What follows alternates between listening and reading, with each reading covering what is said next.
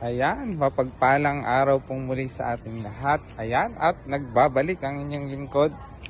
Tayo po ay, ayan, halos ilang linggo ang ating bakasyon. At nagbabalik po ang inyong lingkod. Welcome sa vlog ng inyong lingkod, ang Maestro Panaderong Gala. Ayan, daming mga sapot. Ayan.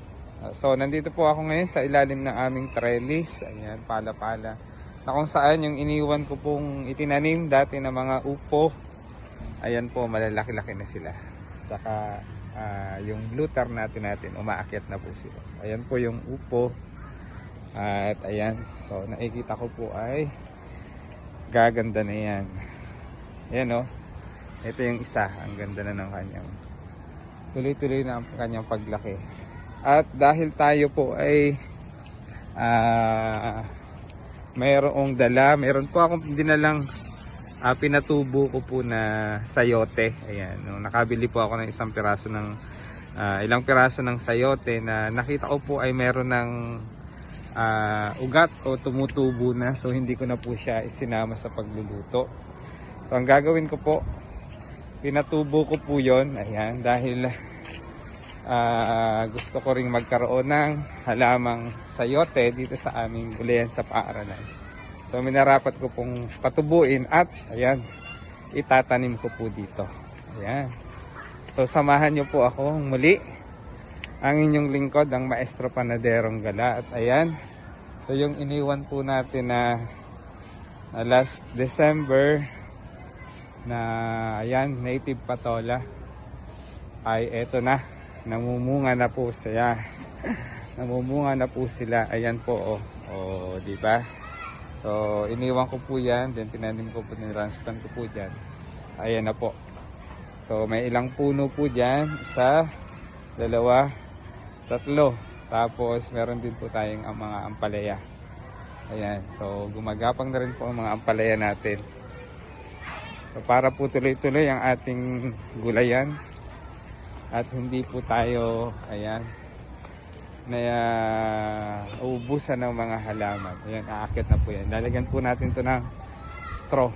Ayan. So, ayan. So, pipiliin ko po, dito ko po itatanim itong ating sa gitna. Ayan. So, dito ko po itatanim yung ating sayote. Ayan. So, kapag po ako ay may nakikita sa mga tindahan na gulay na may mga tumutubo na tulad po nitong hawak ko, dala ko, ito po ay pinatubo ko muna sa bahay bago ko po dalhin dito sa aming gulayan sa paaralan. So nakapagpatubo na rin po ako dati last time nito sa bahay.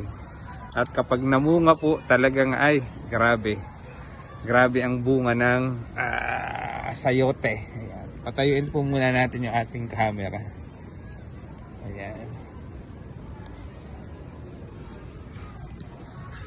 Ayan. Tayuin muna natin. Kung tatayo. Tatayo yan. Siyempre. Layo-layo natin ng konti para makita ang inyong lingkod. Ibaling lang natin ng konti. Ayan. Ayan po. Ayan na. So ito nga po pala yun. Talagang mahaba na yung kanyang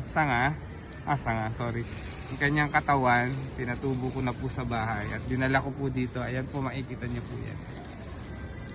Ayan. So ganito po yung sayote. Ayan. Ganito po yung pagtanim natin ng sayote. Ayan, gumagapang na yung kanyang.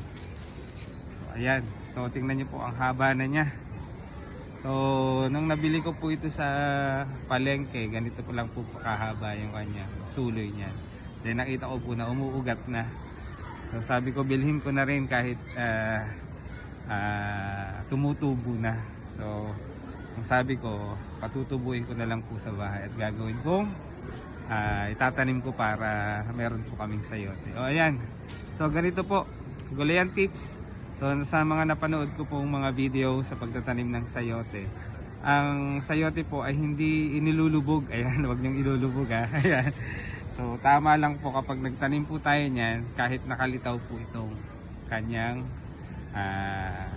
laman o yung bunga. So tingnan po natin ngayon.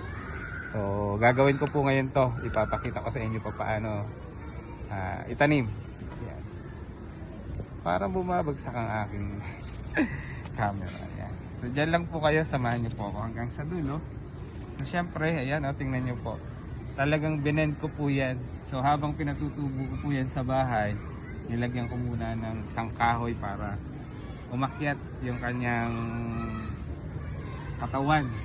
Ayan. So hukayin po muna natin yung ating lupa na pagtataniman. Ayan. Back to normal po muli ang inyong lingkod, ang Maestro Panadero po na. So sana po sa panonood ninyo ay meron kayong natututunan. Ayan. So bago po mag-flag ceremony, ay dito muna tayo. So sabi ko nga po, hindi masyado malalim at hindi masyado inilulubog. O huwag nyo isasagad. Kayo naman. Tama lang. Ayun, joke lang po yun. So wala pong halong chemical. Walang halong chemical. Ayan. Organic na organic. So ang ginagawa ko po, hindi ko po binubutasan ng masyadong malalim. Pero hinuhukay ko po yung lupa para mabuhaghag. Ayan. Para po yung roots ay go deep down doon sa soil. Ayan. Kasi po pagka hindi po natin binungkal to, ayan. So matigas yung lupa. O ano naman po yung matigas?